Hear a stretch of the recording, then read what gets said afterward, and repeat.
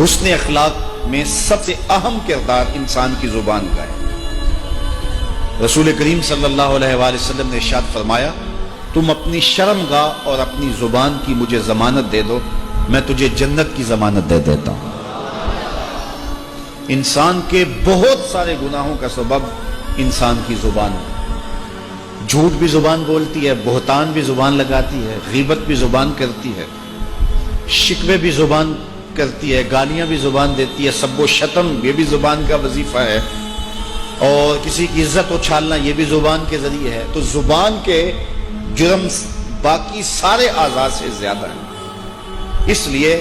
جو ہے وہ جس نے زبان کو قابو میں کر لیا، اس نے اپنے آپ کو بہت سارے فتنوں سے محفوظ کر لیا۔ میں اور آپ اپنی زندگی پہ غور کریں اور اپنے شب و روز کا مواخذہ کریں، اور اپنی زبان کو جو ہے وہ حفاظت میں رکھیں۔ اللہ تعالیٰ نے اس کو 32 دانتوں کے اندر جکڑ کے رکھا ہے اور 2 جبڑوں کے اندر رکھا ہوا ہے، لیکن یہ پھر بھی سنبھلتی نہیں ہے۔ اور اللہ یاذ باللہ سب و شتم تو آج ہمارا شعار زندگی بن گیا ہے، اور چھوٹے چھوٹے بچوں کی زبانوں پر اتنی غلیظ گالیاں ہیں۔ میں ایک دن گھر سے نکلا تو کوئی 12-13 سال کا بچہ ہوگا، اس نے سکول کا بستہ بھی ڈالا ہوا تھا، سکول جا رہا تھا، تو آگے کچھ بچیاں وہ بھی 5ویں 7ویں کلاس کی ہوں گی، اس نے اتنی غلیظ اور گندی گالی دی بغیر کسی وجہ کے کہ مجھے ایسے لگا جس طرح میرے کانوں میں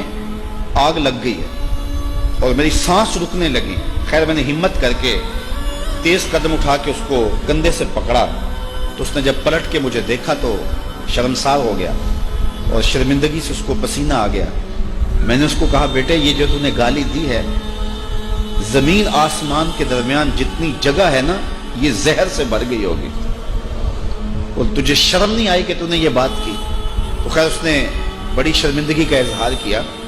تو آج ہمارا معاشرہ، یہ ایک عکس بتا رہا ہوں کہ اس عمر کے بچے اور یہ ہمارے معاشرے نے جو ہے وہ جو رنگ اختیار کر لیا ہوا ہے، اور آج غلاظت اور گندگی ہمارے ذہنوں کے اندر گھل گئی ہوئی ہے۔ وہ کسی زمانے میں ہوتا تھا کہ سفر کے دوران کسی پبلک پلیس پہ یا لاری اڈے پہ ہم جاتے تو وہاں مجبوراً واش روم میں جانا پڑ جاتا، تو وہاں اتنی غلیظ چیزیں اور باتیں لکھی ہوتی کہ شرم سے پانی پانی ہو جاتے۔ اب ان کے ہاتھوں میں سوشل میڈیا آ گیا، وہی گندے لوگ اور وہی غلیظ ترین لوگ جو پہلے واش روموں میں بیٹھ کے گندگی کی جگہوں پہ بیٹھ کے تحریر کیا کرتے تھے، آج انہی کے ہاتھوں میں سوشل میڈیا آ گیا ہے، اور ایسی ایسی مکروہ تصویریں اور غلیظ جملے۔ الیاذ باللہ، کیا یہ ایک مومن کی شان ہے؟ ایک مومن کی زندگی ایسی ہو سکتی ہے؟ آج ہم یہ بات کہہ رہے ہیں کہ ملک لبرلزم کی طرف بڑھ رہا ہے، اور آج کوئی خیر کی بات یہاں سوشل میڈیا پہ آتی ہے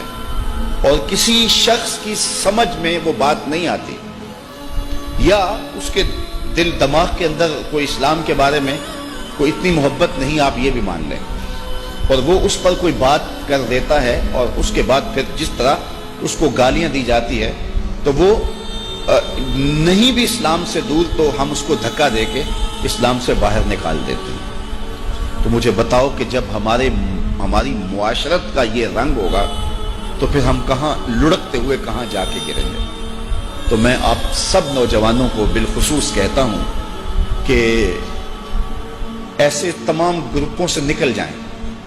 اور ایسے لوگوں سے اپنا تعلق ختم کر لیں کہ جو غلیظ اور گندی سوچ کے حامل ہیں،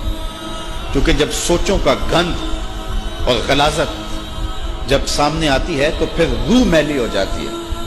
اور جب روح میلی ہو جائے تو ایسی روحوں پہ اللہ کے انوار کی بارش نہیں ہوتی۔ تو اپنے آپ کو پاکیزہ بناؤ، اپنے طرز زندگی کو خوبصورت بناؤ،